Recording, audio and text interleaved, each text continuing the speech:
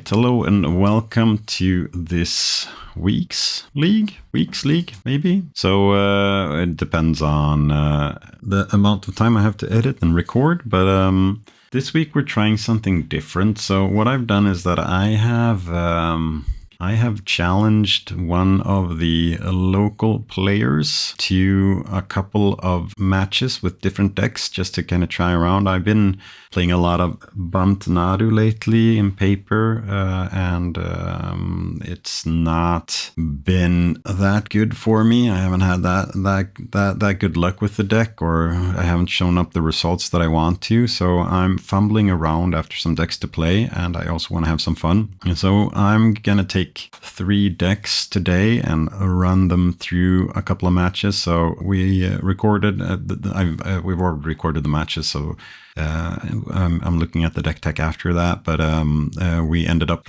playing 2 games with the Aluren deck that you're looking in front of you, that you're seeing in front of you right now, and then 1 game each with the other 2 decks that I'm going to play. So before the league, we knew which decks we were playing, but not which deck that we chose for the individual matches. And one of the decks I decided to take is one of my all-time favorite decks to play, which is Aluren. It's been in a rough spot lately, mostly due to printing of Orcish Bowmasters and the format speeding up some bit. The Orcish Bowmasters has made kind of the main game plan of this deck a lot worse, as you are punished for playing 1 toughness death type creatures that draw a card when they enter. And that's been kind of rough for the deck, but I wanted to try it out anyway, because it's, as I said, a favorite deck of mine. So the game plan with Aluren is that it's kind of a mid-range grindy deck with a combo finish. The combo finish being the enchantment Aluren. It's 4 mana enchantment, and when it hits the battlefield, any players can play creature spells with mana value 3 or less without playing their mana cost, and as they had flash as well. So what you can do when you have Aluren down, for example, is that you can play your Baleful Strix from the hand for free. That's strong, especially when we try to build our deck around it. We do is that we play a combo which revolves around Cavern Harpy bouncing our creatures. So Cavern Harpy when Cavern Harpy enters the battlefield, you return a blue or black creature.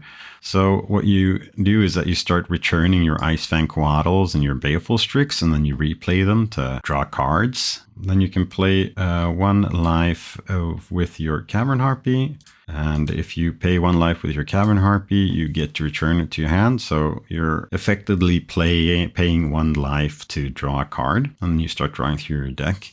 When you find Uro, Titan Nature's Wrath, you will be doing the same thing with the Uro triggers on the stack, but instead of costing you 1 life, you're netting 2 lives, because you're paying 1 life to return the Cavern Harpy, but you're getting 3 lives when Uro enters the battlefield. So what you start doing then is you start playing Uro, you start drawing cards, and eventually you'll pad up your life enough so you can drop Bowmasters and start pinging your opponent, and then returning Bowmasters with Cavern Harpy with the life that you kind of padded up. You can also do the Cavern Harpy Bowmasters line if you're on more life than your opponent is, because for every life you're paying to do this loop, you'll get your opponent down with 1 life as well. This can be done in instant speed, so you could also kind of in your opponent's end step just play a Bowmaster's Mate, make a large token and swing it for lethal as well if that's not working in the way that you wanted to. And then outside of that, we're playing the blue package with Brainstorm's Ponders,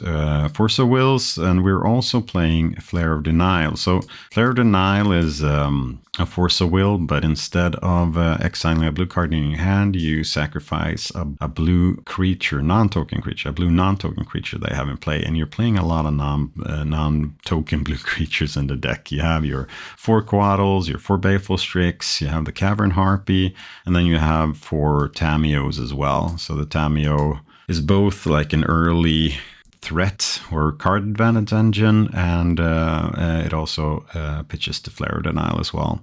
And then outside of that, we try to grind. We have 2 decays and a Witherbloom command as kind of removal and to take care of trouble with some permanents. And then post board, we can board into Harbinger, Consigns. We have a Plague Engineer, Snuff Out Fatal Push, some Carpets, a Veil of Summer Endurance, and some Force of Vigors. So it's a really fun deck to play. This is, as I said, my all-time favorite deck. And what you're going to see now is 2 games played with this deck. And then after that, you'll see a short deck tech for the next deck that I'm going to play, and a game with that deck, and then the last deck and a game with that deck as well. So I'll see you for the first game. All right, so we're live for the first game. And as I told you, I know which deck my opponents are playing, but I don't know which deck it is here. Now, this is a fair hand, and I'm a little bit worried about it being a little bit too fair. If we're facing against the show and tell deck now, it's going to be problematic for us, but we hope that we won't. I'm going to start on a Swamp here. It gives us a good chance to play either Strix or the Bow People on the second turn. We'll see which deck we're facing up against right now. If it's Delver, we will probably play Bowmasters at their end step and then untap and play the Strix. So we kind of play around days a little bit at least. Oh no, it's Chromox. So this is the mono red Stompy initiative. At least we have another basic in our hand. So if this is the Blood Moon, it's Magus of the Moon. That's sad, but we can ambush it. I don't know if we want to play out the buy. No, we'll play out the island if we draw the basic force later. I was thinking about kind of bluffing that we're in a mana situation in passing, but I think this is the better play. Then we'll trade with Magus if he attacks, or trade. Our token will trade with Magus if Magus attacks. Let's see, and we have an attack, so let's get Bow Mastering. And here we will ping one and then block with a token. Even though we can play around Blood Moon effects here, I still think that it's beneficial. Ice Fang is one of the cards that we can't play, and we can't play our Allurance as the board looks right now. So I think this is the way to go. That's a Pyroglyph, sure. Killing off the Bowmaster. I guess that's something that he couldn't have done if the Magus wasn't in the graveyard. So I want to Ponder, but that makes it a little bit hard. Yeah, there's a Aluren, an Uro, and a land drop. The land will allow us to get basic Forest. You can go Bayou into Strix this turn. So basically we want to draw all of these cards, I guess. So we'll play the Bayou and then we'll play the Strix. No, we can't play the Strix. Ah, that's not blue mana. Oh, this is bad. Should have kept the fetch up. Yeah, I was a little bit confounded there on the different mana types. This is, if they play Blood Moon effect now, we don't have access to our green source. That's really bad. And then of course we should have put Aluren at the next place as well. Okay, the One Ring, that's okay. That was just bad play from me. We should have, because I think I have Oro coming up next, but I still think we want to draw the Aluren, so try to do this turn without fetching. So we'll just play the Strix here, make it a little bit harder to attack. Now we have Aluren in hand. If he plays Blood Moon effect next turn, it's going to be hard. Well, not hard, but it's a little bit sad. Whereas if we play Blood Moon effect next turn, we're going to go for a basic forest. Or we're going to go for a basic forest anyway, but we're definitely going to go for a basic forest in that case. But we will see. Yeah, so that'll delay the Aluren. We should have had an Aluren down already, but this will delay the Aluren a little bit further. Fortunately here, we can't play Coatl instant speed, but the Coatl will have Death Touch, so we might be able to trick him into attacking in some way next turn. Bombardiers here is bad for us. Why did I say Bombardiers? You say the name and it will come blazingly fast. You're going to be allowed to block, or I don't think we should be allowed to block. No, we should not. All right, so the clock is ticking quickly there. Yeah, this is really unfortunate. All right, force up top. That's that's a turn too late, my friend. That's a turn too late. All right, so we go Oro here. We're probably dead with the ring and 3 cards in hand. I think that we need to go Strix and then hope to draw into a green source and see if we live one more round. That's not a green source. I will pass, but I think we're kind of dead here. Yeah, they should be able to draw out of this. If they have another broadside bombardiers, we're most definitely dead, but otherwise we're taking 4, 5, 6, 7, 8. We'll see. But yeah, I miscounted the mana there before. I thought that I could play another Strix effect, and I could not.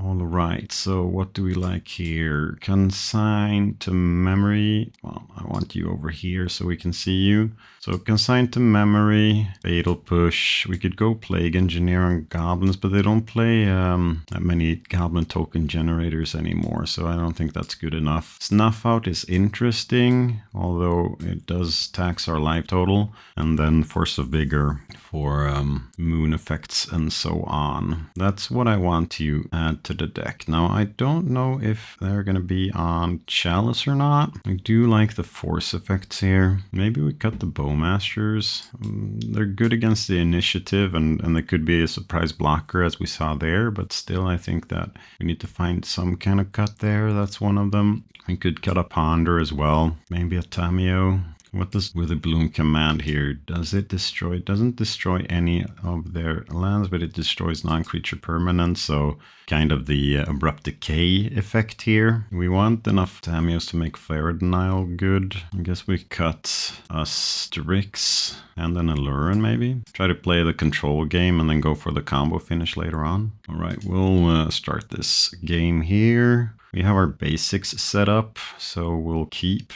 basics and Ice Fang. It would be better if we had force effect as well, but we'll keep this. Maybe it's not good enough without a force effect. So here we go for the land we're gonna fetch blue mana with, so we can do an emergency brainstorm if needed. Although it's tempting to fetch a duel to go for a Aluren later on. Aluren is such much of a later plan that we need to fix our mana before an eventual brainstorm. Oh, sorry, before an eventual blood moon. All right, no play there. Tameo is interesting. You can also see keeping Ice Fang open. I think I like keeping Ice Fang open here and being able to go brainstorm, and if we need to find something, then playing Ice Fang the turn after, because we really want to fetch basic force with our Misty, otherwise we're turning off all the green spells. All right, they're not doing anything. In that case, I like going for brainstorm here. We have like an Underground Sea and an Aluren that we can get rid of.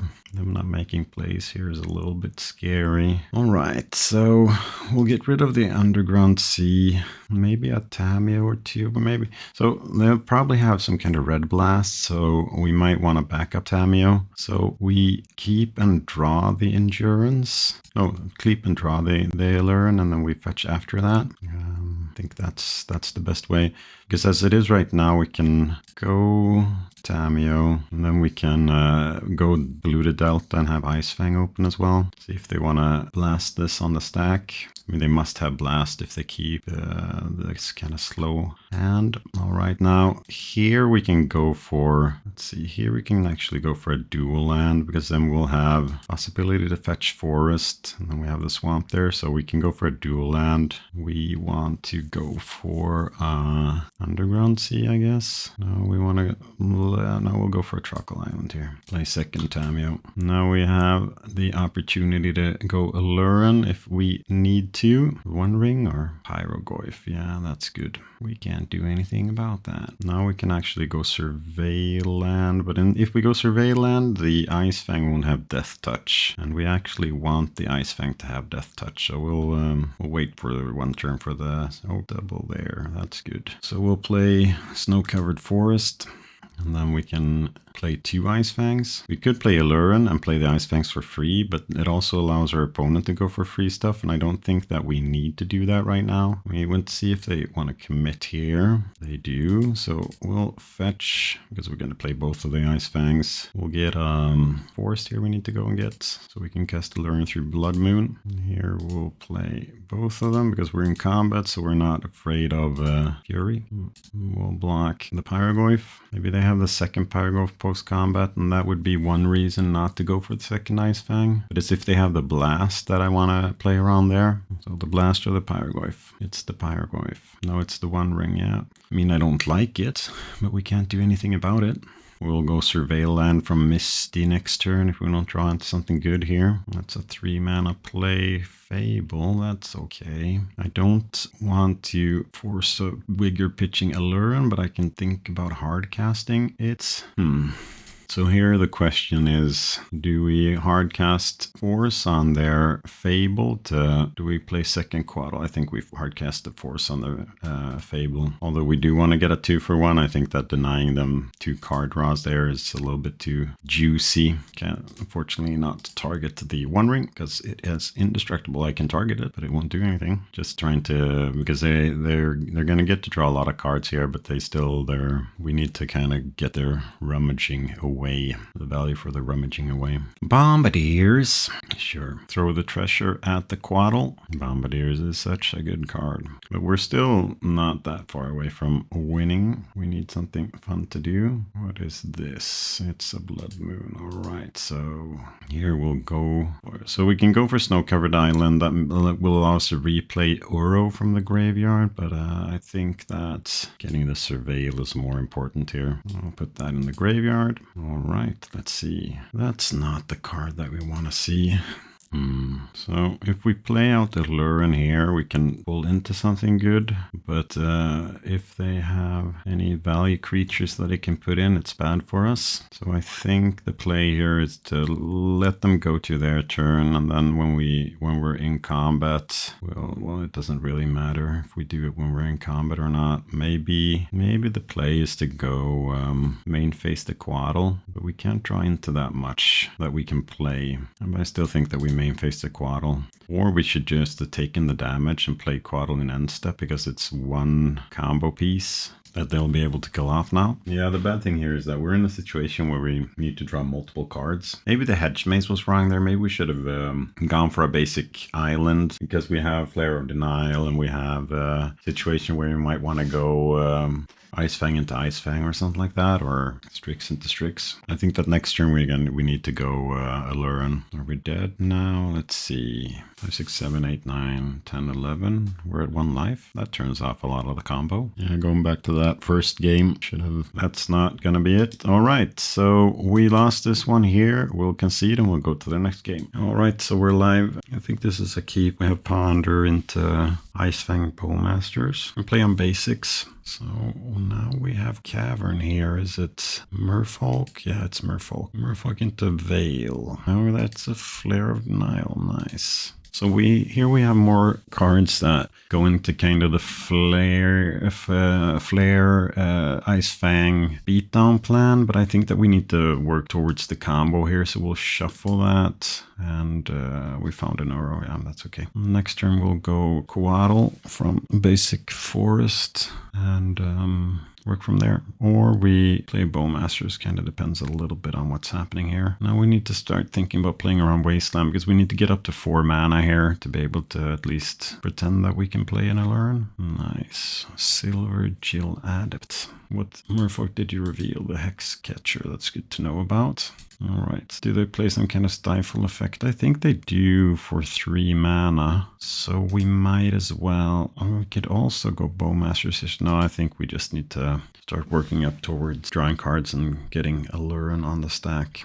Could also get the Hex Catcher on a later turn with Bowmasters. So here we're not going to block with Ice Fang because they can just get their Hex Catcher into play and then it'll be a 3-2 and we do not have touch. So we will just go on there. They're going to mess with our lands. We're a little bit sad. They had like a 1 mana, no 2 mana. Oh yeah, the buy wasn't 2, yeah. Alright, let's just played a Ice Fang. We're not going to be able to block anyway, so we might as well just work up towards the Aluren. Can we do any Bowmaster stuff here? Only if they play wrong. I think it's Ponder here. Try to set up Aluren. DK is good. DK is actually really good. So we'll draw that. Then we'll go for basic Swamp here to play around Stifle shenanigans. And then we will see if we can Death Touch something as well. I mean, it's not impossible that they have more Lords in hand. They have 3 mana. That sounds not like a Lord. Let's see if they don't attack with the Lord here. They don't have another Lord in hand either. They have a second Vial. Let's see. They're just attacking with those 2. Yeah, great. All right. So before blocks, we'll decay the Merfolk of the Pearl Trident, and then we'll try to block the Hex Catcher just to kind of get the damage down a little bit. And then here we'll see. So here I like Bowmasters in our turn to see if we can kill the Adept. They're forcing. Sure. Maybe we should have played the... No, we can play the Ice Fang here, and we can Flare of Denial that. So we get the Snow-Covered Forest, play Ice Fang Quaddle, and then we Flare of Denial the Force of Will, ping the Adept, and we have a couple of cards in play. So now it's looking better for us. A little bit depending on if this is True Name. Yeah, that's True Name. But we have Uro, which will be able to kind of race it. Not really, but kind of. But them playing their Force of Will there is good for us because that makes it a little bit more likely that we'll be able to resolve an Aluren. We need more blue mana though, so we can go both Uro and cantrips. And that's more blue mana. We'll start with trying to sacrifice. We're dead to double True Name here and something else. If my magic wants to cooperate with me. There's also a play here where we go for cantrip before we play Uro to see if we can spike something. A Decay and a Force of Will. We're going to shuffle this. I really want to find an Aluren. Although it's nice to kind of set up lands for Uro and stuff. And Force of Will is okay there, I guess. Do I play into their Vial here? I don't think I do. We're not winning this on that kind of damage. Next turn we have Ponder and Brainstorm up. So hopefully that'll allow us to dig deeper. We also have Uro up, which is good because we're kind of in a racing situation now. All right, so let's see what we draw. Now we're going to go for Uro here. Let's see what we can find. No, I want to put a land in, but I can't. All right, still playing around the vials here. Multiple Lords here is still going to be bad for us. So another True Name. Yeah, and a Lord. Oh, Lordy. No, he was... Don't scare me like that. But now we're not winning the race anymore. We're winning, but we're not ahead of the race. So we need to start finding good stuff. I would be a lot happier if we had a little bit more life to play around with and basically mostly more lands to play around with. Okay, that's a delta at least. So we'll start attacking with Uro here. That will be the first thing.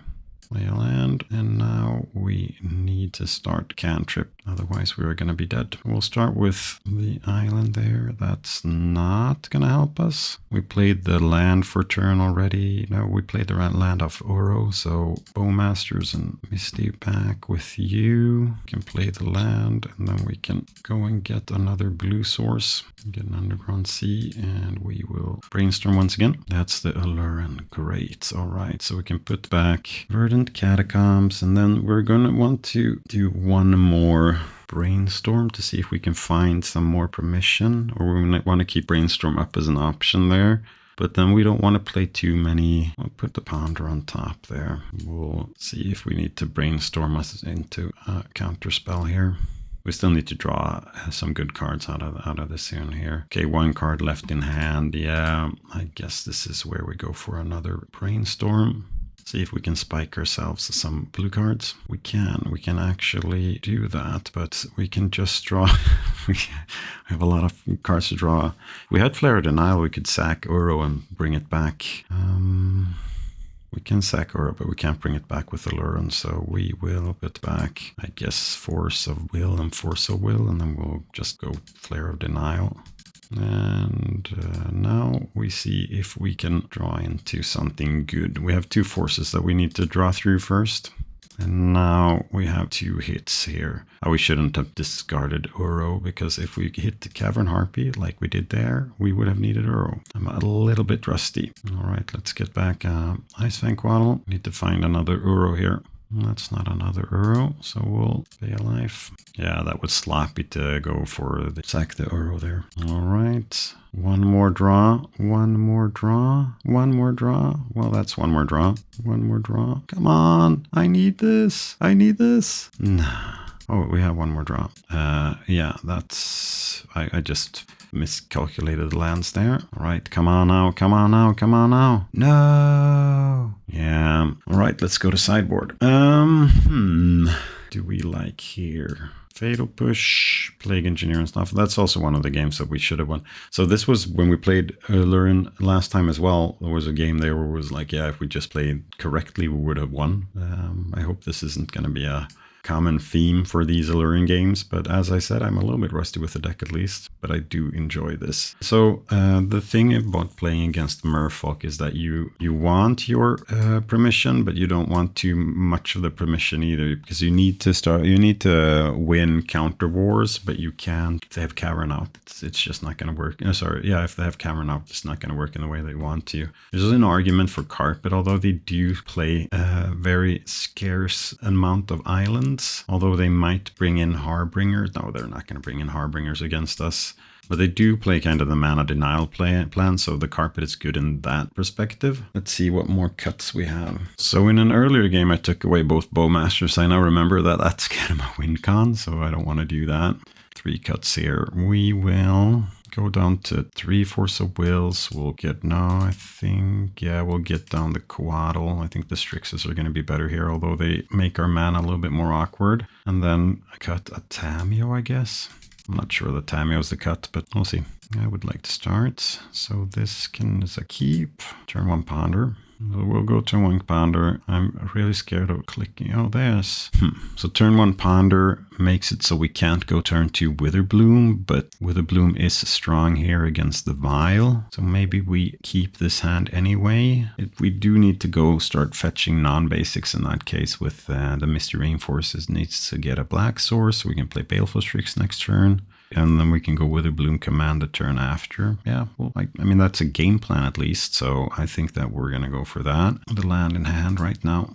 See if that kind of buys us enough time. We also have a lot of brainstorms that can help us throughout the game. Unfortunately, you're going to get 1 Vial turn, but it's just going to tick up to 1. And then we can also play the, we can play it. Maybe we should have dropped the Trop there. Oh no, we can't fetch. We should have dropped the Trop there. We can't fetch if we want to get the Witherbloom Command, and we do, but we can play the Witherbloom Command with Veil of Summer up, which is good. And here we also play around Wasteland, which isn't wrong, so maybe playing the Misty Rainforest was correct. If they play like a Silver Jill Adept here as well, we can 2 for 1, or not 2 for 1 because the Adept would have drawn a card, but no, we can't. Sorry. Yeah, we can. So we'll do like that, and then we'll fetch, and here we want a Bayou. No, we can't play with Veil up because we have basic island, but we still want to go for a Bayou. So we'll mill 3 cards, and we will destroy a non-land permanent. So I'll mill 3 cards, I'll destroy a non-land permanent, and for that I need to play this here. We could brainstorm into Force if this is a fight that we want to take. Let's see, we'll take a Misty Catchcaster. So they could have played that and dazed us, but they would have needed more in that case. Maybe I shouldn't have auto-passed there. Maybe I want to brainstorm here and find, but still I want to keep the stuff for later on anyway. Yeah, we are going to brainstorm here and try to find a decay or something like that. Or we find a lot of lands. Well, here we are getting rid of the lands on top. We'll get a basic forest here. They do play the Merfolk thingy, makes all our lands bad. The Harbinger, the one that we play in our board as well. That's a nice card to have. Unfortunate, the island walk here is not being kind to us. So let's see. They can attack. That's a big difference to facing this deck on the play and on the draw. We have a lot of more life to work here, and we should be able to. Okay, let's then tap target creature, put a stun counter on it, and shuffle them into the Lunos library. Yeah, sure. I can't do anything about it. But now they can attack with Lord of Atlantis, which we might jump for the life. We'll see. Kind of depends on what the hit is here. That's Uro.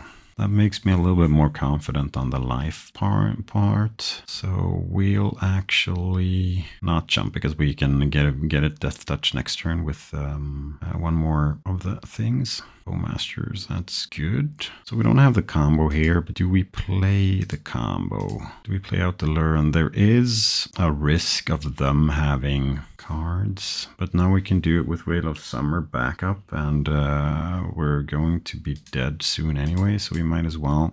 And if they don't Veil, if we don't have to use Veil here, we can go brainstorm looking. I mean, the creatures in their hand are probably all right. So here we need to pay 1, I guess.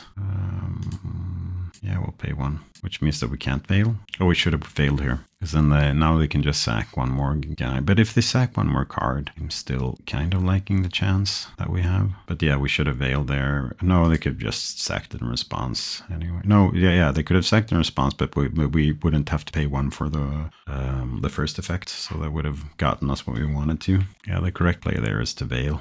All right, now we got the island walk-in thing. The island walk squad is back. That means this is going to go fast, but we still have good cards here that we can draw. Tameo being one of them, maybe. Think that we'll start with a brainstorm here, just to kind of get stuff going. Snuff out is good. Force of Will is mid here. I think that we'll be able to manage without Force of Will. Double Bowmasters is also really, really interesting. So what could we do here? We can go back with Tameo, back with Force of Will, and then here we fetch and we get the you need a black source here, so we can get the Undercity Sewers, and then we play Uro to pad up our life a little bit. Maybe we should have kept the force to kind of force through the snuff out. Yeah. All right, we can still snuff out and block, unless they have another Merlord. Harbinger would be bad here, because then we can't snuff out anymore. We need them to commit. All right, are we dead? And here we will block with the Strix. See if this works out like we want it to. It does. Nice. We're not going to play out the Bowmasters because we don't need to do that. That's a strong card. Play Uro. So here's also a problem. Do we want to the Vial? It feels like the Vial already's done what it wants to, but if they draw, I mean, we won't be able to handle the thing on the stack anyway. So I was thinking that if we draw, if they draw the True Name Nemesis, but they'll be able to hardcast it anyway. We don't have any Force Will mana up. All right, let's see what you have here. Ah, it was a True Name. Awesome. And we'll keep Decay up here for a Lord. That's what we need to do. Flash back the Uro next turn. All right. And we're down to 1. Now we can play the Ice Fang. See if we can draw a card. I want to get a basic forest. Oh, that's nice. If we get Aluren out in the playing field. Well, this can pad our life total a little bit. Oh, we should have not played that because we want Decay up. Yeah, we should have not played that because we want Decay up. Yeah, that's a big mistake. If they draw a Lord now, we are going to get so punished. We are going to get so punished. All right, let's Veil. Go Plague Engineer. If you don't draw a Lord this turn, you will be so punished. Well, now at least we get to flip Tameo, and that takes away some of the pressure. As long as they don't have second True Name here. They had second True Name here. That's such a good card to have. That means that we're dead. And we have the Plague Engineer in hand. We would have just one more turn. We have the Plague Engineer in hand. Yeah. This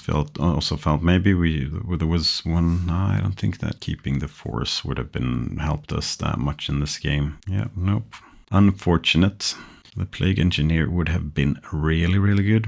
Maybe it was Veil on the Aluren that we didn't do correctly, because if we veiled there, we would have had an Aluren. But as the board looked right then, it wasn't really what we needed. Is there any way we could have padded our life one more? I don't know. Felt a little bit bad, but it's a fun deck to play. I'm never sad when I lose with Aluren. Let's see, just see. So they both went on me. They did. All right.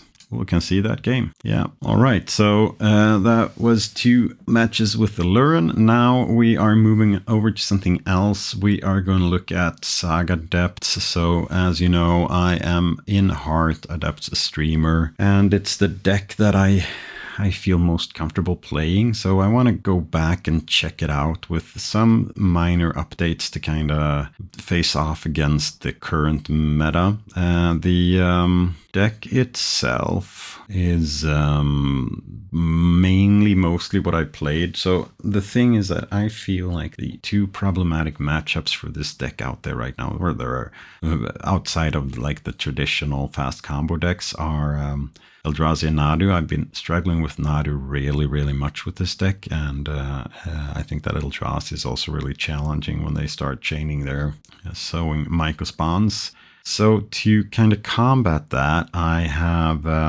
in this build here, I have a Pithing Needle in the main deck. That needle, of course, being there to name Nomads and Core and other problematic cards out of the Nadu deck. And then the board, I have Disruptor Flutes as well, also to bring in against the Nadu deck. I have Cataclysm against Eldrazi.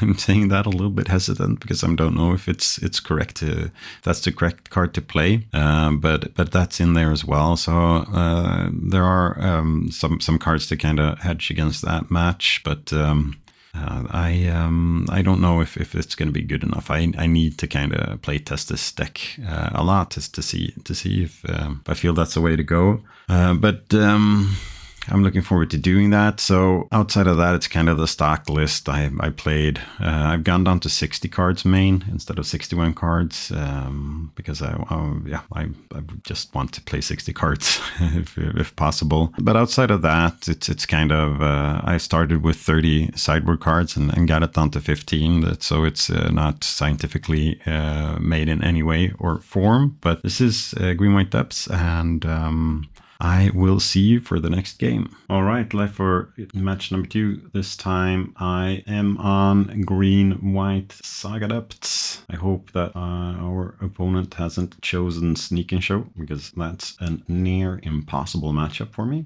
We'll keep this hand. It has early interaction, Night, Saga. We're facing Delver now. I'm gonna be happy. If we're facing Show and Tell, we are in trouble. This could be any of them, but because he didn't start with a turn 1 threat, I am leaning towards maybe this being the Show and Tell deck, but we'll see. Fortunately, we aren't wasteland proof here, and we don't want to take out the Savannah there either. Well, Mox Diamond was a good draw. So Mox Diamond allows us to turbo out the Saga. Yeah, we'll cast Mox Diamond. We'll see if they want to daze it. That's okay for me if they do. We'll play an Urza Saga, and then we will start Sagaing it up. If they're on Delver and Wasteland, we have Excavator as kind of a long game plan, which is good. And here we're sandbagging the Savannah as long as possible. So we're on Wasteland. That means that we're facing up against Delver. Now, if they Wasteland the Saga here, we're okay with that. It's not optimal, but we can't really do anything about that. Fetch land here would be good. Bog. So bog. We can bog them here. Yeah, we're gonna bog them here. It takes a little bit longer for them to get down the Murktide, and don't mind if that gets wastelanded either. Unfortunately, we can't plow around Days here, but we can't play any of our 3 drops around Days either, so I think that if they play a threat here, we're going to plow it in our turn anyway, because we want to try to play around days at least. And our knight is already bolt proof here, so we can, when we get to play it, we can have it protected already. DRC or Delver? What are we facing? Ponder is what we're facing. All right, but that's fine, I guess. And here we'll hang out the stage because we need access to the double mana. We'll see what we draw. Needle. So Needle. You could Needle saying Wasteland. We have Wasteland as well, but it kind of turns off their mana denial. So we in this game we have a couple of Needles. We can Needle Bobble, I don't like that. We can Needle Fetch Land. They've already played one Scalding Tarn, but we could do that. Or we could just Needle Wasteland. I think we just Needle Wasteland here. Wasteland is good for us as well, but I think it's better for them. We'll Needle Wasteland. That'll allow us to go for our combo a little bit more aggressively. And we'll play out the Thespian stage. We could have played out the Savannah as well, I guess, because... but if we draw Dark Depths now, we'll be able to play that out. But otherwise, playing the Savannah out... well, they do have ways of handling a Needle, I guess, so it wouldn't be 100% safe, and we really want to go Knight or Excavator next turn. And we do have main deck ways of killing our own Needle if we want to start Wastelanding. They haven't shown any green mana yet. This is a lot of cantripping. Them not playing a threat and doing all this cantripping. Me think that they have kind of remission. All right, that's good. That's really good because we don't want to play Excavator. So we want to play around days. So in that case, no, Reclaimer isn't good. What am I saying? It's just a small 1-2 right now. So we'll play Knight of Reliquary. It'll get Force of Willed, I guess. They must have some kind of permission on their hand. Yeah, Force of Will, pitching. Let's see what they want to pitch. Pitching Days. Yep. So next turn we can go Excavator and get Saga. Probably Excavator, try to get Saga. I should go Murktide here, I think. It's time for a Murktide. In that case, do we start by trying to plow the Murktide? So no, we start by playing Ramunap Excavator in that case. Fortunately, if that does not resolve, we need to get another... Okay, yeah, no Murktide. Oh, that's a Caracas. That means that we can play around days in a couple of ways. So let's start with the Excavator. See if we will get that resolved. We will not get that resolved. Seek the Beast. Force of Will and Mishra's Bauble. That's good hits. The Force of Will is kind of free here for them. Well, it's not free, but just costs them 1 card instead of 2 cards. Do they have a Bolt? I would say yes, but I need to understand. Well, we could get a card in our graveyard by Thespian stage copying Caracas next turn. And that also gives us 1 more turn to kind of draw fetches. Just I don't want... We've been playing around Bolt the entire game. I don't want to play into the Bolt at this stage of the game when they have like 4.5 cards or 5.5 cards, and we just have 2 cards left in hand. Although it would hurt to kind of Thespian stage our Caracas just to get a land in the graveyard, but and I'm not sure that's right. Hopefully we'll draw a fetch or something like that. But we are going to plow. Now here we'll just let them play out some spells in their hand, like a Murktide, because we are in that case going to plow the Murktide and not the Questing Druid. We could, one play is to play the Reclaimer and to keep Thespian stage copying Caracas up, so if they go for the Bolt we can respond to that. Alright, we'll start by plowing the Murktide, unfortunately putting them above 20 life. Or we could draw double. Do they have double bolts is the question. It doesn't really matter because we can still do the play that we talked about. We copy Caracas.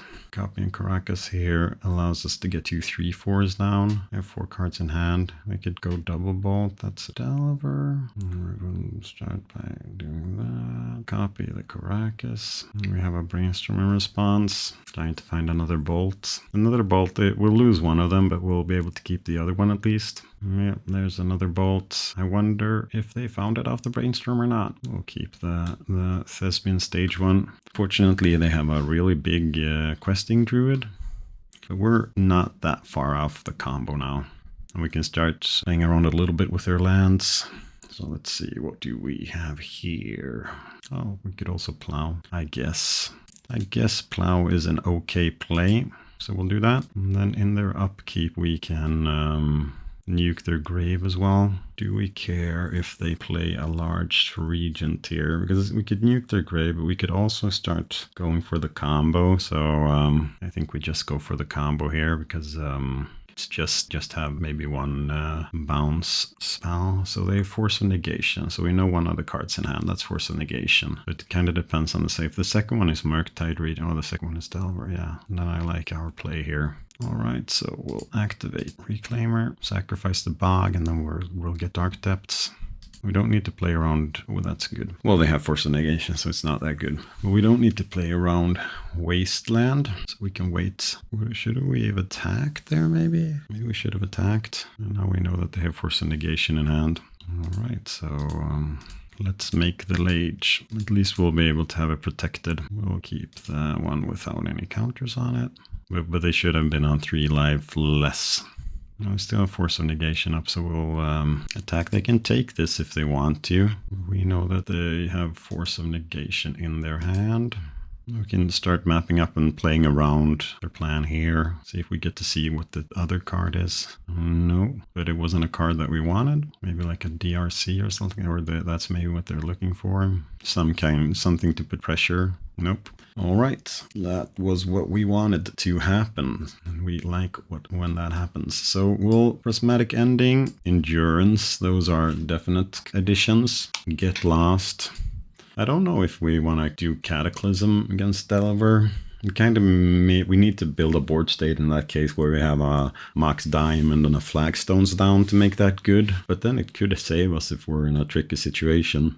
I like Ghost Vacuum as well. Kind of play around with their graveyard a little bit. We'll see about Cataclysm. We'll see the cuts here. So Pithing Needle goes out. I like trimming on a Mox. I like trimming on a Caracas as well, because that's not really what we need in this game. And there are a couple of different cuts. Now, this isn't the Bowmaster version, so Safekeeper is okay here.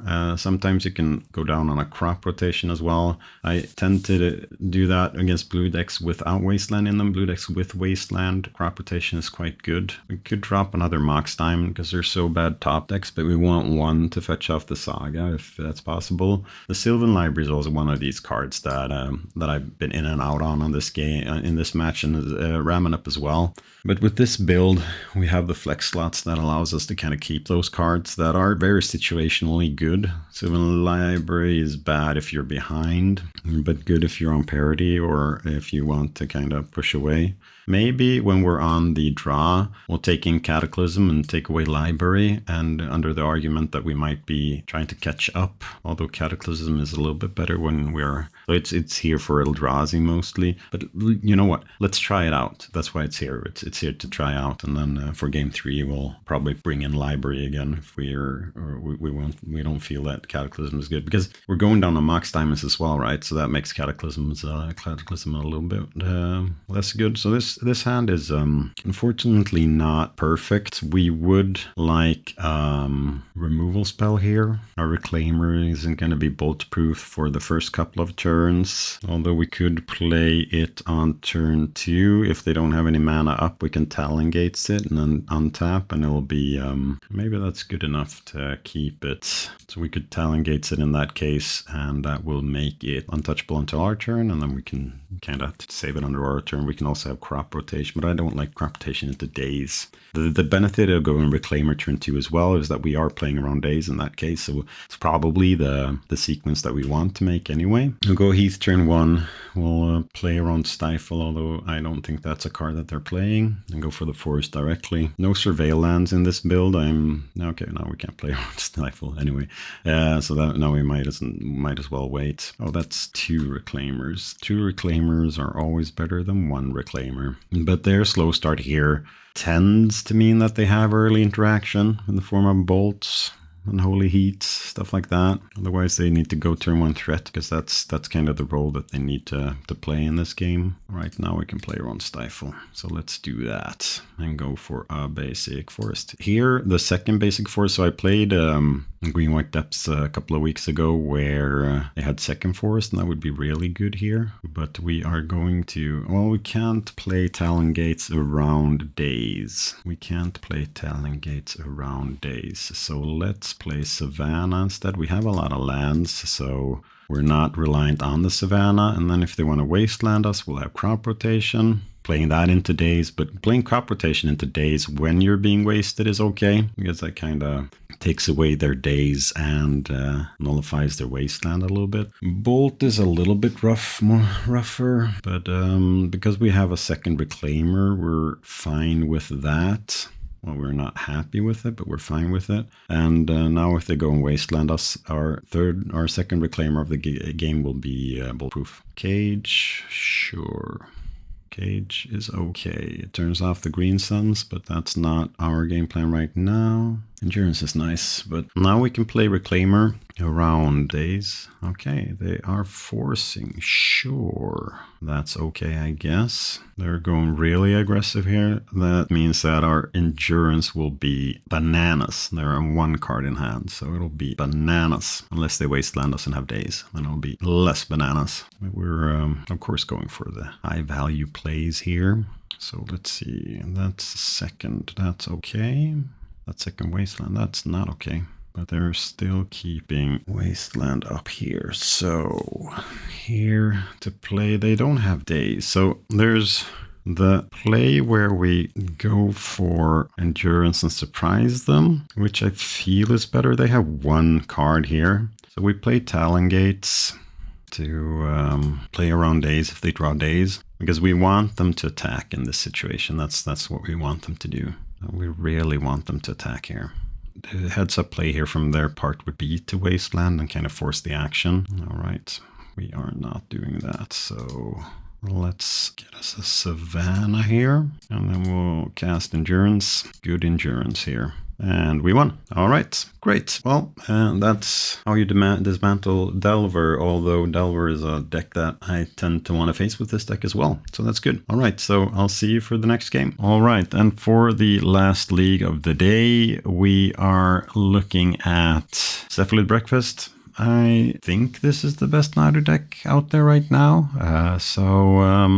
This is a deck that I want to start learning how to play to see if this might be a deck choice. It kind of depends on how I think Green-White Depths is positioned. So I have the next large tournament that I'm going to play is going to be post next ban. And I don't know how the format is going to look then, but if it stays as it is right now without any big changes, I think that it's the breakfast deck that I'm looking at piloting for those tournaments, but we'll see. So Cephalid Breakfast, we played it once before on the channel. We had help by a really good pilot in Johan Larsen, who won Eternal Weekend. Go back and look at that video if you want to learn more about the deck. But here I'm going to take it for a spin in the last game for this league, if we want to call it, or this playtesting session. So yeah, I just took this from a dump on MTG Goldfish. So I think it won a challenge or something like that. We'll see how I fare with it. All right, see you for the game. All right, last game, Cephalid Breakfast. This isn't a keep, unfortunate enough, but no islands, no fun. Thassa's Oracle in hand, Memory's Journey in hand. This is a mulligan. Here we have Ponder at least, so we'll keep it. Can put back Memory's Journey and use Narcomoeb as a force fodder. And we'll go turn one Ponder if we're allowed to. I think that we're playing against Sneak and Show now. So here we get a Tundra and we play a Ponder. Nomads, that's part of the combo. Island, Tameo. Yeah, we need the island here, so we can't really, but we also need more interaction. I think we need to shuffle this. It's not correct to shuffle if we didn't know which deck we were facing, but because this is Sneak and Show, we really need to get as much interaction as possible out there. I don't think that one force will do it. We'll see. Ancient Tomb Show and Tell. No, it's Quaddle time maybe. Come on, land. If you ever have loved me, give me a land. Right, let's see. That's not a land. We'll wait for the brainstorm until their turn. I mean, we're not doing anything extra with the mana, even if we draw it. This does tell them that we're missing something, though. Yeah, this sounds a little bit too fair in this matchup. 2 endings here is not really what we want to see against Sneak and Show. Do we have Petal here as well? Or are we playing out the Ancient Tomb because we're not having the best land to draw? I don't know, but I'm brainstorming. All right, so we'll put back Narcomedia Memory's Journey. I don't mind pitching Memory's Journey here, actually, to Force of Will, because we're not going to use that in the way that we want to. And here we could play Illusionist and then go for, but they have permission, so maybe that's not the correct play. Maybe we'll just pass again and brainstorm in their end step or something like that. Maybe we should have kept that hand earlier with the island and the nomads. We really want to get these endings out of our hand. Binning and Omniscience. We must be going for something now. Do they have Veil as a backup here? I'll do Brainstorm here. Use our mana. So here we can put back Narcomoeba and Memory's Journey, and we can actually get the Narcomoeba out for free at least. That's always something. Before we ponder, we'll play a ponder here, see if we can ponder ourselves into the combo. We can, and a Force of Will. So unfortunately, we need to pitch the Illusionist to go Force of Will, but we still need to. We also need to not lose the game, so we're gonna keep double Force here. Maybe we can end their Petal as well. Might as well. Ending isn't going to get any better here, and I don't think keeping Plow Up will do anything. One play here, because they're on Sneak Attack. No, we don't have the show. I think he's on Eureka as well. We could have actually kept the Nomads on top and tried to put in the combo. So here's Show and Tell. And we're forcing that, pitching Memory's Journey. And he has a Veil, I guess. Do we try to counter it again, or do we try to go for the combo next turn? I hope that I stacked it correctly so I didn't stack the Tameo. All right, we'll try to go for the combo. I think that's the more fun play here. I'm not saying that it's a correct play, but I'm saying that it's the more fun play. We weren't beating that hand with double forces anyway, so... And we're dead. All right, not the best game played. So here we want Cavern to kind of go around their stuff. We're going to bring in Force of Negations. We might as well bring in an Orem's Chant as well. And then there's the question on the consigns, where there are some relevant targets for that.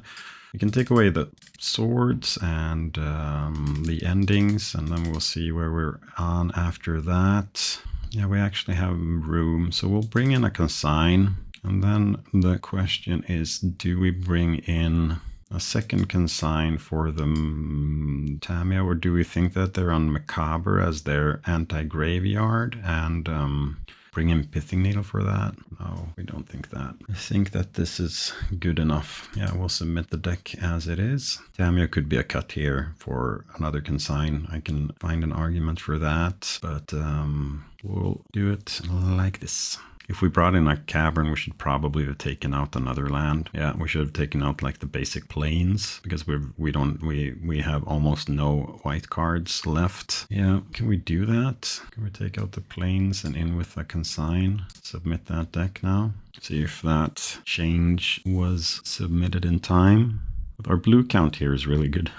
it's really good. I will play first, and we'll see here. We have the Oracle in hand, but that's okay. The problem here is that we have no permission. We're going to mulligan this. Here we have permission. We have Days and Force of Will. We have Ponder. We have Nadu, which is a game plan. So we'll keep this and probably get rid of the island. Like turn 1 Ponder. We could have also gone turn 1 Survey Land, but I want to see here now. Those cards are not what we're looking for. The Cavern is nice, but maybe?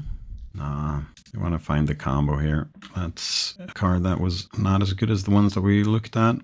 Yeah, maybe Consign and the Cavern were good enough there. And then fetch away the third card. I think it was a land. Well, we'll be able to go surveil with our flooded strand here at least. So we'll do that and go and get the archive. Maybe we should play the windswept heath there for the getting the archive with. Sorry, the hedge maze. We could have hard cast days on the brainstorm, but that's not the battle that we're trying to fight here. We are trying to counter the stuff that really matters. Cage, it's good. Cage, I think, is dazeable, so we'll do that. That's maybe a reason for keeping the endings in. I don't know if that's correct either, but that's what we'll do. All right, brainstorm, save us. Shuko is good. So we'll put back Savannah and Heath, and we'll play Flooded Strand, and then we'll play Shuko. And then we'll try to find ourselves a cavern, the Surveil. We're getting the archive because, well, we might want another. I'm thinking we're getting the archive because of Memory's Journey, and having double green up there is good. We're not trying into double nomads anyway. They have a lot of more cards in hand than we do. Getting Hedge Maze here. Yeah, I can keep Ponder. That's a shuffle. Saga's good. That allows us to start applying some pressure because we're not playing Nadu into Force of Will, or maybe we should have. Let's see. Is it Eureka time? Yes, it is. All right, we'll try to get rid of this by casting Force of Will. Force us back. Nadu. Yes, I do. Oh, no. Yeah, that kills Nadu. That kills Nadu. Oh, my God. Yeah, we're super dead here. But we'll see what they draw from the trigger at least. Yeah, we're super dead here. All right. That was fast. Hard matchup. But it was fun. All right. Thank you. All right. Welcome back to the wrap up. So I wanted to start, before we start going in and talking about the matches, I want to kind of introduce our guest. It's my good friend Anthony down from the local legacy scene in the southern of Sweden. So welcome, Anthony, and it was great to have you on. Thanks a lot, Ola, and it was great being here. Yeah, before we start and go into kind of the matches, it would be nice if you could kind of introduce yourself and give the viewers a little chance to get to know you a little bit better. So maybe focus a little bit on when you started playing Magic and what decks you tend to like to play. Sure. I played Magic the Gathering for most part of my life, actually. So I started out when I was 13 years old with the Portal cards. I don't know how many of the viewers remember those, but it was an introductory product with like slightly simpler cards. And I think that me and a few friends played with only Portal cards for like 3 days or something. And then we bought other booster packs and things got a lot more confusing. But yeah, so I played for a short while. I played Standard, but it was called Type 2 back then. Yeah. But when I understood that my cards, are my cards going to rotate? Can't I play them anymore? Then I switched to Type 1, but I'm going to say it like this, Type 1, because I had no Power 9 cards or anything like that when I started. But a lot of people in my area played like that. We had like the Type 1 ban list, but slightly underpowered decks and a lot of homebrews, but that was the start of it. And after that, I played some actual real Type 1. When Legacy first became a format, I was still playing and I built a few decks. I built Goblins, Blue-Green Madness. Yeah, those are the ones I remember. But I was a student then. I sold off my collection and did other stuff. So I sold like half the Power 9 and almost 4 copies of every dual land. Yeah, I don't really want to talk about that. Let's not do too that. much. Yeah. But for the last maybe 7 or 8 years, something like that, I've been quite active in our local Legacy scene. Yeah. And when we talk a little bit about Legacy, are you like a deck specialist, or do you play a lot of different decks? What's kind of your approach there? I do play different decks. I have quite a few decks built in real life, but if there's a real bigger tournament and I actually want to like do well, I always play tempo. Yeah. And my preferred deck is Delver of Secrets, blue, red, splashing green. Yeah. And that deck, I actually had 2 years in a row where Delver carried me quite far in the Swedish Legacy. Nationals? Nationals, yes. So with the expressive iteration build 3 years ago, I managed to end up in 4th place out of around 130 players, I think. And the year after that, I finished 13th, which isn't top 8, but it's still quite good. It's in the money. Yes, it is. With the blue, red, green build with the druids. And druid was quite new at that time, so I actually played a full playset of druids. And that might not have been correct, but it worked well that day. Yeah, now Delver's back, right? After the frog is gone. Or, I mean, Delver was a deck when the frog was here as well, but now it's back for real, the green one at least. Yes. Last year wasn't the best for me when magic-wise. I tried playing like that deck for a while. And after Modern Horizons 3, like with the frog and the bubble, one card that kind of makes my free interaction not really work, and one card that makes my bolts and threats quite bad in comparison, at least. So that was bad, and I switched to like I tried Grixis Tempo, I tried a little bit of Reanimator, but it wasn't really my style. So I'm happy now when my deck is back. Well, that's great. And I did enjoy our games, and we're going to go in and start looking a little bit closer at them. So the plan here is to kind of talk about 1 or 2 match sequences during the game, just to kind of get the thought process and talk a little bit about the matchup in general. And then you get to talk a little bit about the deck you played as well. I did a deck introduction for the ones I did in the beginning, but now you get to talk a little bit about them as well. So I'm really looking forward to that. And once again, thank you for coming on, and let's get to the games. Let's do it. But round 1. So round Aluren versus Moon Stompy. And I thought I'd start by sharing a play that I thought a little bit afterwards. Now, you won the game, and I should probably have taken one of the plays where I felt that I lost, but I took a play that I thought was a little bit... I didn't understand if there was a strategy behind it or not, and it was early in game 1 where I'd gone for 2 basic lands, and you played Magus of the Moon. Yes. Yeah, exactly. And I had a black and a blue source open, and you attacked with your Magus into my Bowmaster, which allowed me to trade with it. And my thought there was there any strategy behind that, or was it just not kind of thinking about the Bowmasters? I was actually considering Bowmasters. My guess was that you might not be playing the full playset of them. That was the first thing. So if it was like a 2-off, I'm not sure if you have it or not. And my deck is, you already have a few basic lands. You're going to be able to play the game. So I don't value the Magus as highly as I would otherwise. I think I was shutting off 1 jewel land, if I remember correctly. That was later in the game when you dropped the Blood Moon or second Magus, I remember. But you dropped another. But this was even earlier than that. So this was kind of your turn 3, I guess, and my turn. No, my thinking was that I need to get the damage in, because I think that in the really long run, I'm not going to beat that deck. So I have to get aggressive. That's fair, and I understand now.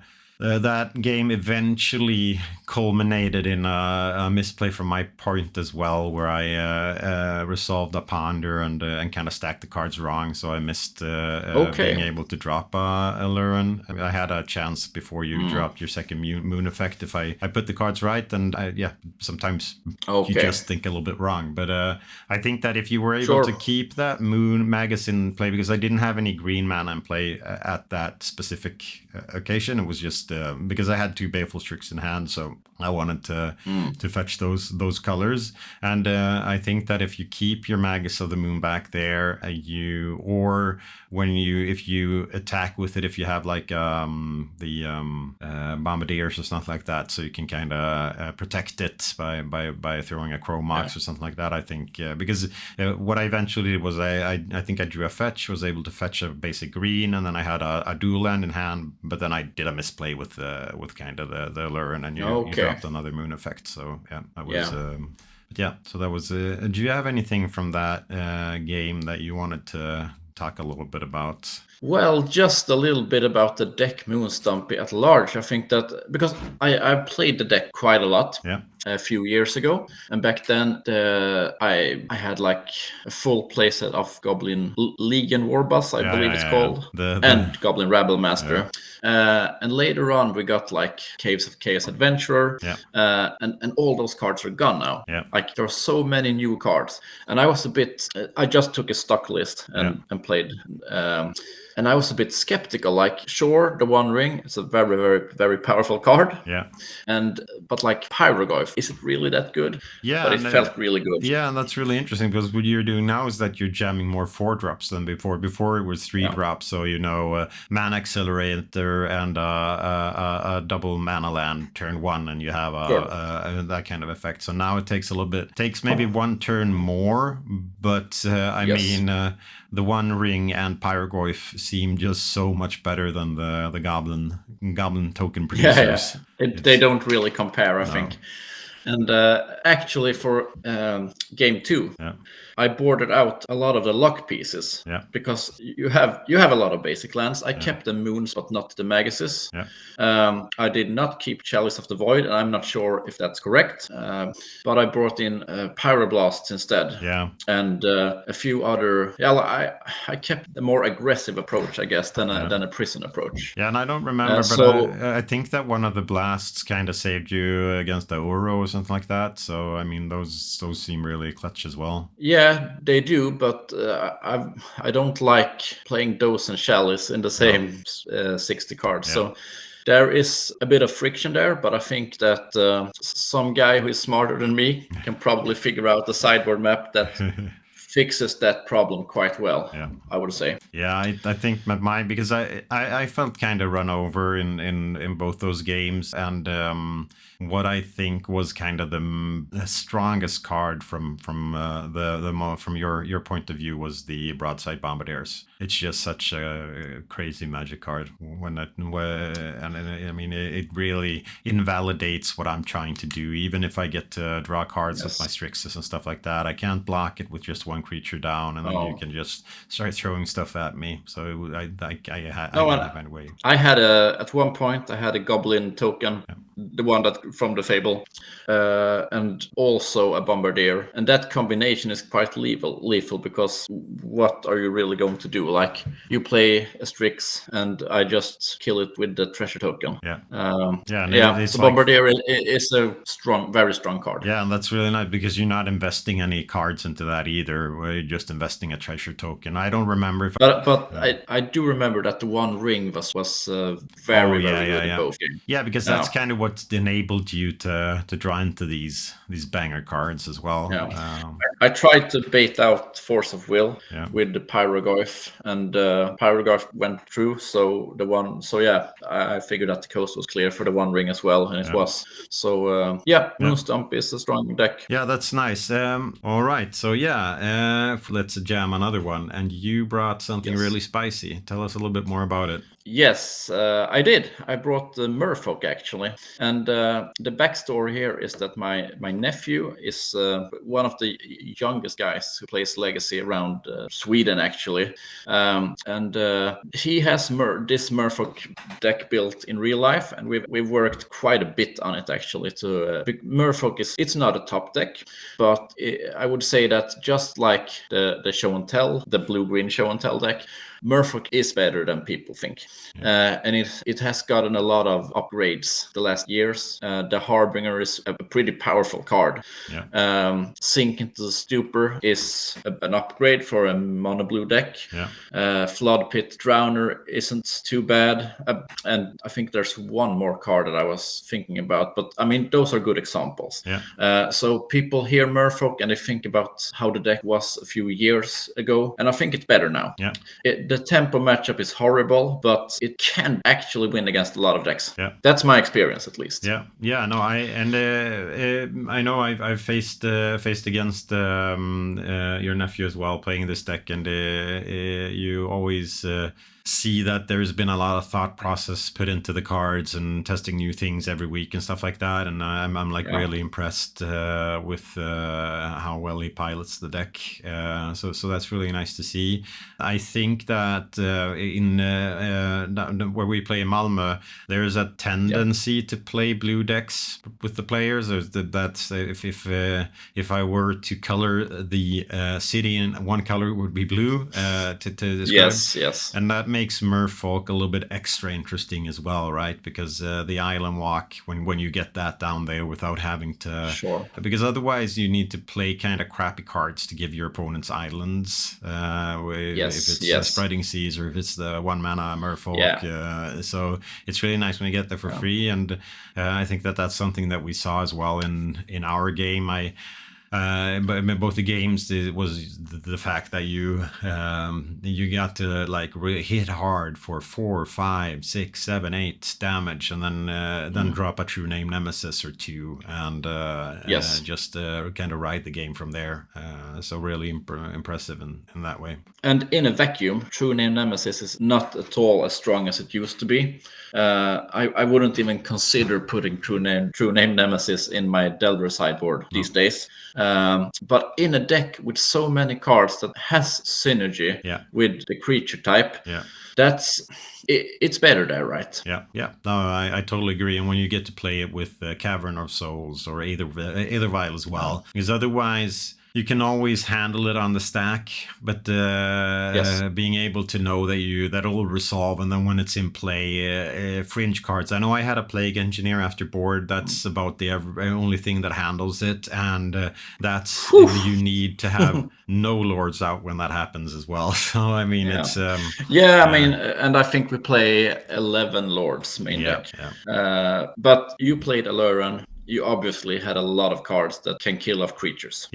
So I thought that this would be rough. I think that the problem from the Aluren side is that a lot of the stuff that kills off creatures in Aluren is stapled on a body. So it's on an Astrix or a Quaddle. And I can't play those without having islands in play. So outside of that, I mean, before board, I think I have one with a Bloom Command and 2 Decays. And then after board, I bring in some other removal as well. But it's still a little bit too less. I know that in game 1, I had a play where I went Quaddle.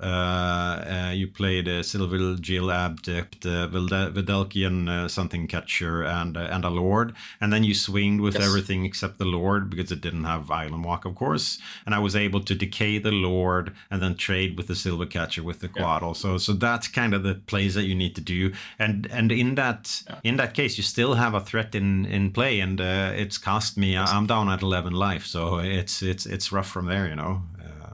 And True Name came in and finished the job, right? True Name came in and did what True Name is in the deck to do. It's when you because it's going to be rough for True Name to go all the distance, because if you look at like I remember that both you and me have played it in Delver before, and I think that we had it when we played Stoneblade back in the days as well, because it was good at carrying swords and stuff like that. But there you're reliant on it going the distance itself, and going from 20 to 0 in 3 damage increments is a lot harder than going from like 11, 12 down to 0 in 3 damage increments or 4.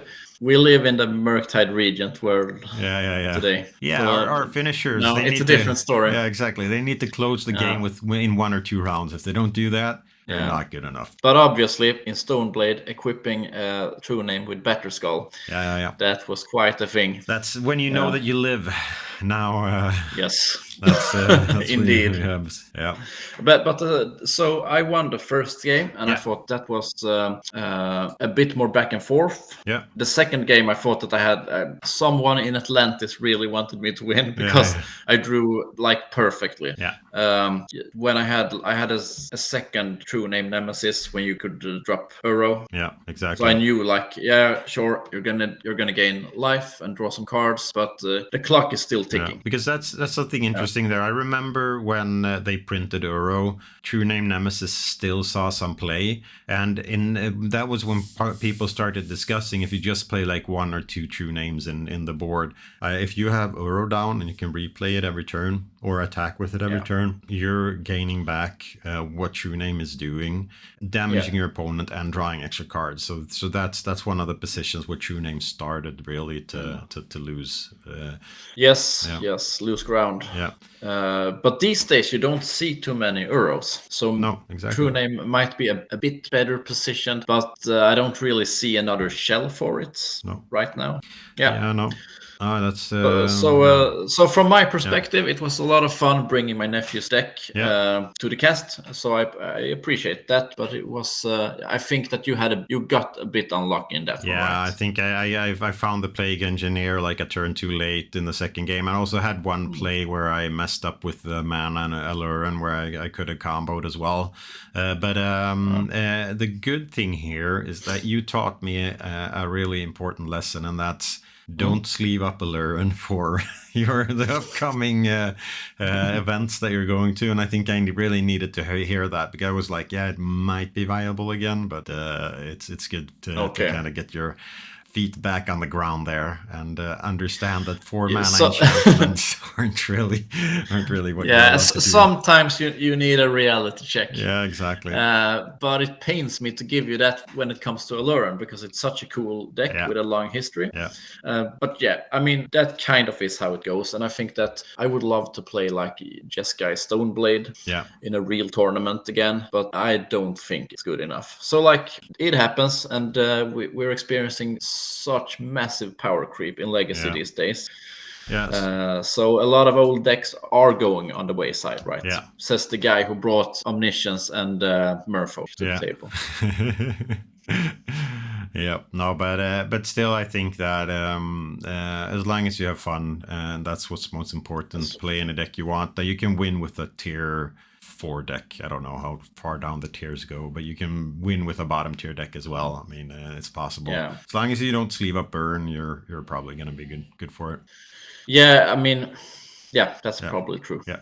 That's probably true. All right, so I managed to boot up the replay for the second game that we played, and I'm just waiting until we end up in a situation. I want to talk a little bit more, but you can talk because we've played this specific matchup against each other many times. Many times. And can you tell me a little bit from the Delver side what kind of how this match feels, and what are the kind of ways that you're able to beat it, or when how can you kind of handle it, because this is a troublesome matchup from Delver, right? This is rough. This is a very rough matchup. I think that all matchups considered, lands and depths are the two worst ones. Control isn't fun, but it's manageable. I still feel like versus control, I have somewhat of a plan that can work out against a deck where you have a combo that builds a 20/20 flyer. And I don't have any form of like combo killer or something. So I have to deal 20 damage through the air, and you have that coming up fairly fast. And I actually, before sideboard, the only thing I have against it are the wastelands. In my build right now I don't run a borrower. All right. So I don't even have like that lucky top deck. But that's something as a Depths player that you need to play around when you face Delver. Yes. Yeah. So even if you don't have it in your deck, I will always play around it because it's so. Sure. Otherwise, it's so devastating because it's a match where you kind of prioritize finding your wastelands and then you double waste yourself by making Merit Lage, and then that just that won't end good for you. So I always play around that. Of course. And also, but it doesn't end there. The fact is also that my removal right now, I mean, when last year, most tempo decks were blue-black, right? Yeah. That's slightly different. Fatal Push is obviously better than Lightning Bolt versus the threat in your deck. So I can't trust my removal, and it's hard to win through your main plan. So it's a bad matchup, but I think it's healthy that Delver has bad matchups. So, but obviously, I was hoping that the second deck from your side would have been the Cephalid Breakfast instead, which also isn't a great matchup, but I would say it's 50-50.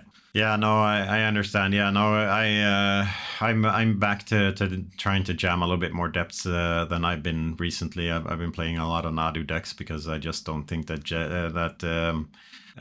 Depths is well positioned against Eldrazi and Nadu, which are two of the largest decks that you face. But if I knew that I was gonna face Delver an entire tournament, Depths would be kind of my go-to deck because I feel that because as you say, especially now when you're off black. That means that you can't kill Reclaimers and Endurances if you kind of play that matchup as you're supposed to. Yeah, and don't even get started on the Knight. You're not gonna kill that thing with a Lightning Bolt. Nope, that's not gonna happen.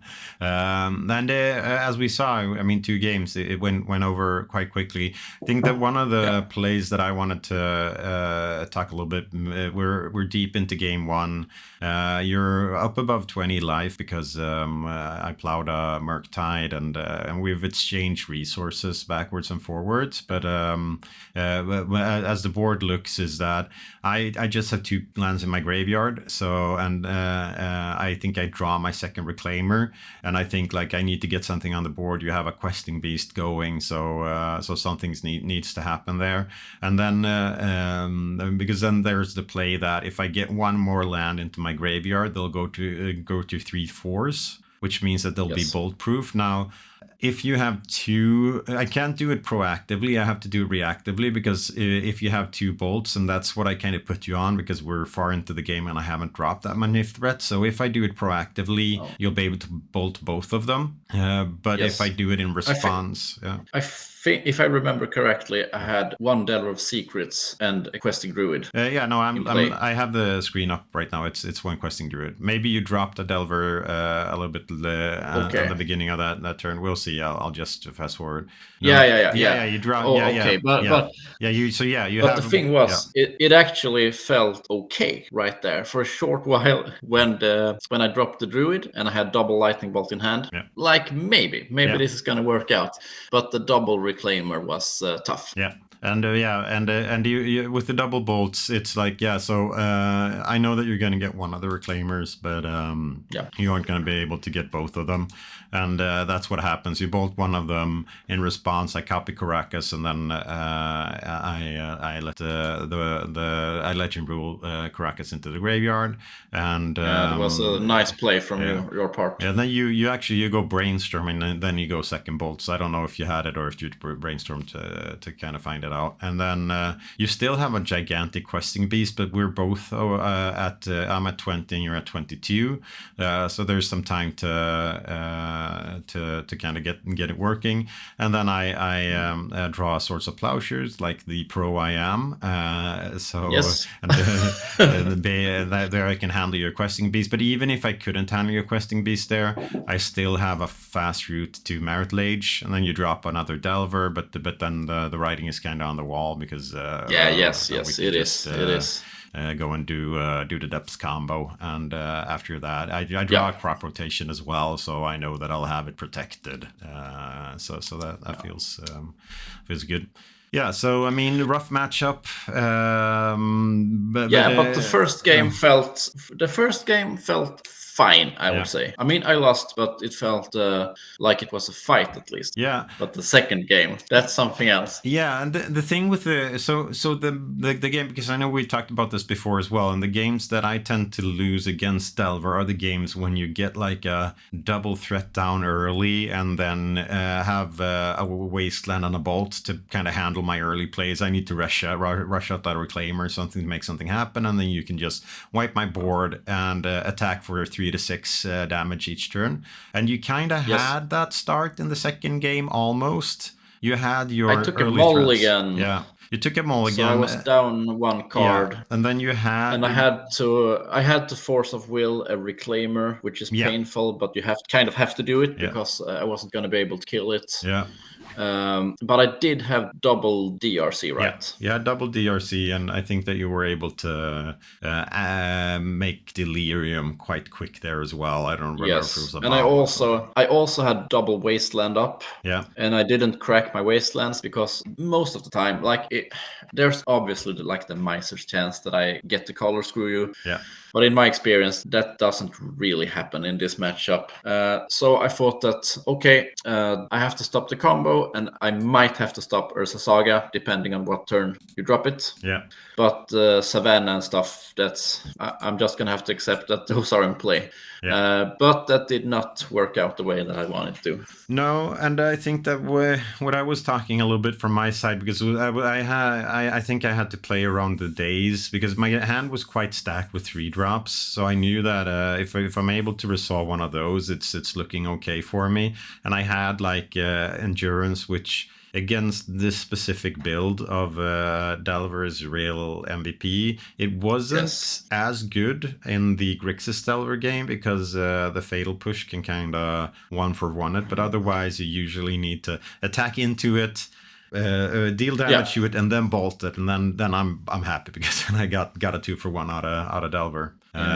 Yes, and I have 1 Unholy Heat, but then I have to get Delirium. Yeah, it's a whole thing. Yeah, no, I understand. And the thing is, I think that what I was talking about from my side was that there was a situation when you had the double Wastelands out where you could have wasted me down to 3 lands, and in that case I had to, because I in my end step I had 4 lands open, so if you waste one of my mana there, I'll need to play the Endurance proactive to play around days. So if you waste me down to 3 land, you had I think you had a card in hand, or it was if you drew a card or something like that. I needed to at least play my Endurance before I knew that you had days open, and that would at least bought you a couple of more turns, because now I was able to kind of get the full value where I shrink your Dragon Rage channels and I kill one of them.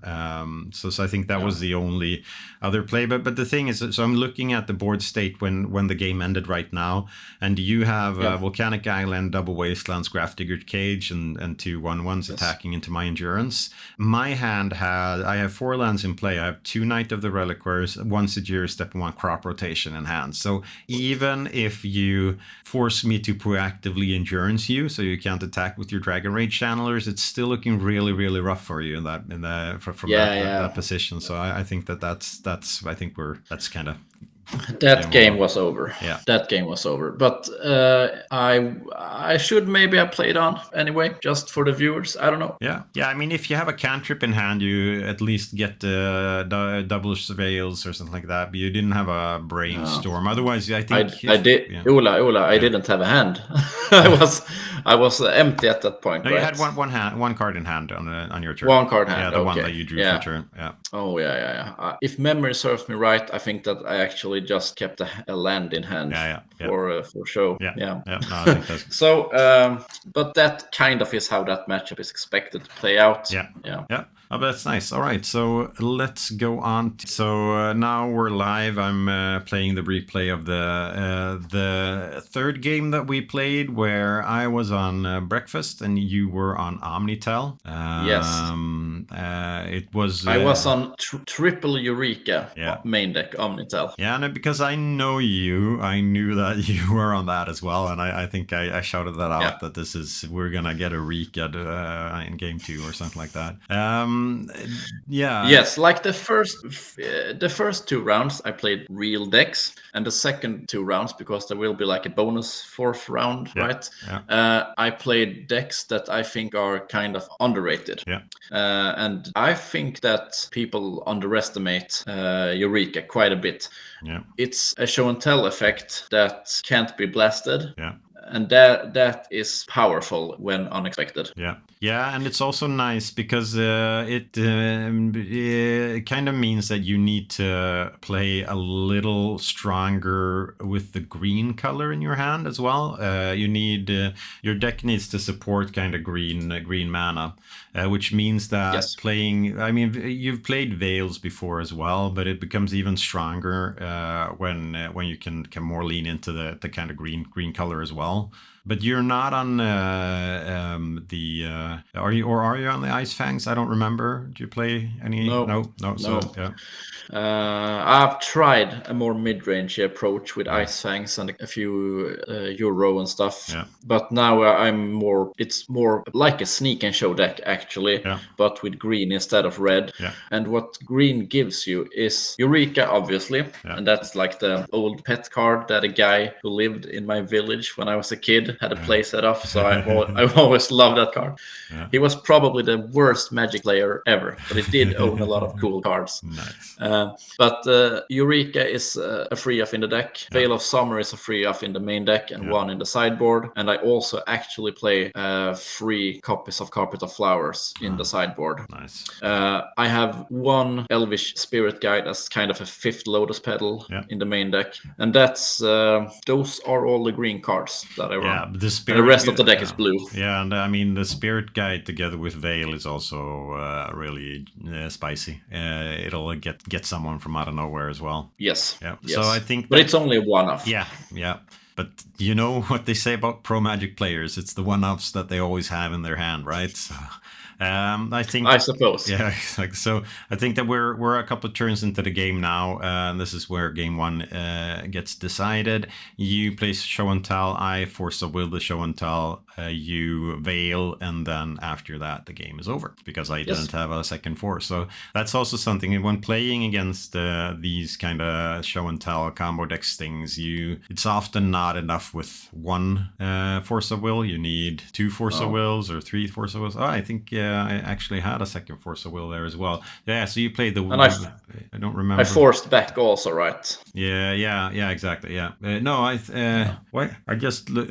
But because I'm just looking at the replay and I see that I had a second force of will in hand as well, but I instead I put in Illusionist. I don't really remember why. If the thought was that I'll untap and combo or something like that, but yeah. So, okay. Yeah. I don't know. Yeah. Well, and the thing is that quite often when I have the combo and I have force of will, I might have to force of will using pitching omniscience. Yeah.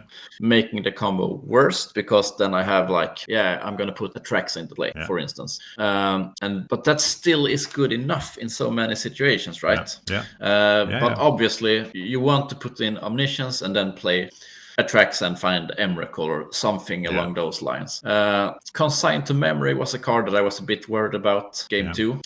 Countering the Traxa or Emrakul trigger can really buy your deck enough time to just win. Yeah, I don't remember. I'll check when I go back to the replay, but I don't remember how many consigns I brought in the matchup, because that's also something. So when you come to the situation that you're countering the Emrakul trigger, if you play it off of Omniscience and you consign the Emrakul trigger, you're still going to lose that game. Most of the time, yes. Yeah, you're still going to, because I can, maybe if I do a combo the turn after, that might help a little bit, but countering the Attrax or Emrakul trigger, it won't solve it for you. You need to kind of handle the Omniscience, you need to handle the Show and Tell, you need to handle those spells, because if you have... You have to handle the Show and Tell. That's actually the thing you have to stop. But if Show and Tell has happened, and you can consign like the Attrax or Miracle Trigger, Breakfast can still win. A deck like Delver can't really. No. Well, I suppose you can consign the Atraxa trigger and then blast the Atraxa, but that's not going to come up all that often, I think. No. Yeah, no, but that's great. No, so yeah, it was. It felt like a rough matchup from my side, but I also think that if I were to choose decks to face show and tell with, I think that the Cephalid deck is quite good as well because it has a fast combo. Yeah. So I think that it would be. It was. I know that I had some problems with the lands and stuff like that as well. So I mean, it would be interesting to jam 10 games with that good deck and see who's favored in the long game. Yeah. It would. And to be clear, I think that Cephalid Breakfast is a vastly superior deck to my Eureka pile. Yeah. But I think that there are a lot of decks in Legacy that they can go under the radar and they are fine enough. Yeah. Like it's not the super jank that you can watch some big streamer play for the lulz or but they're good enough to take down a local tournament once in a while. Yeah. But no one really plays them, no one really builds on them, so they kind of stay in limbo. Yeah, but I mean, I know we saw that a couple of weeks ago when there were some very talented Magic players that started playing show and tell in challenges and kind of. I know that I think that deck won a challenge, or if it won 2 challenges, and then put some other decks in the top as well. So. Sometimes sometimes they just dust off one of these tier 2, tier 3 decks and change a card or 2 and then just play really tight and show that in Legacy you can win with non-A tier or 1 tier decks or 0 tier decks. So yeah, I think that's good. Without getting like too far away from the topic, I think that right after the bans there was an interesting dance on Magic Online where a different combo deck was really good every week. Yeah. And when people got prepared to meet like Oopsal spells, Doomsday, I don't remember the order, but there was one combo deck that you faced a lot every week, but it changed, and that I think that those things are really interesting. Yeah. So good time to play Delver. Delver likes to punish the combo decks, but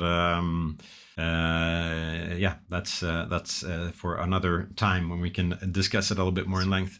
All right, before we end up for today, of course I want to thank you for being on here, and I look forward to the next time we have a chance of doing this. Thanks for having me, Ola. Yeah, no problem. Is there any final thoughts or stuff like that you want to talk about, or? Well, just that I'm grateful to live in an area where Legacy is still going quite strong. Yeah. We have guys like you and a few other who have been playing for a long time and who really do put in a lot of work to make sure that the weekly tournament series goes on and that some bigger events happen here and there. And I really, really, really appreciate that. Yeah, no, that's really nice to hear. And I do think that playing the best format in the game is something that we all should be able to do and continue. So it's always nice, and I do think that we have a great community down here as well. So I think that helps a lot. All right. Sure. Thank you. And to the people that stayed this long, thank you for watching. If you like this kind of content and want to see more of that, please leave a comment in below in the video or send me a message, something like that, because this is something I enjoy doing. And if you think that this is interesting when jamming decks and talking a little bit about it afterwards, I would gladly continue with that as well. So thank you, and stay safe and take care of yourself.